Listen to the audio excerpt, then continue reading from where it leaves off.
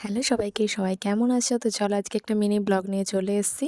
তো আমাদের গ্রামে মানে ৩ দিন ধরে অষ্টম ভোর হরিনাম কীর্তন হয়, বাউল হয়, কবি গান হয়, লীলা কীর্তন হয়। তো আজকে আমাদের কীর্তনের শেষ দিন। তাই এখানে যারা মানে যে গোপালটাকে পুজো দেওয়া হয় সেই গোপালটা নিয়ে আমাদের সারা গ্রামে প্রত্যেকটা বাড়িতে ঘোরানো হয়। আর হরি মন্দিরে একটু আবির দেওয়া হয় আর বাতাসা হরিনোট দেওয়া হয়। তো গোপাল এই দিনকে আমাদের মানে সবার গ্রামের সবার প্রতিটা গ্রামবাসীর বাড়িতে গোপাল আসে, স্বয়ং নিজে আসে এবং মানে এখানে এই যে দেখো হরিনোট দেওয়া হচ্ছে। তো এই জিনিসটা প্রত্যেক বছরই হয় আমাদের গ্রামে, প্রত্যেকটা বাড়িতে একই সেম প্রসেসে সেম ভাবেই এরকমভাবে হরিনামের শেষের দিনকে এরকমভাবে সারা গ্রাম ঘোরানো হয়। তো যাই হোক, পয়লা বৈশাখ তো চলেই এলো। তোমরা কে কী শপিং করেছো আমাকে জানিও। আর আমি আর মামি চলে এসেছি শপিং করতে।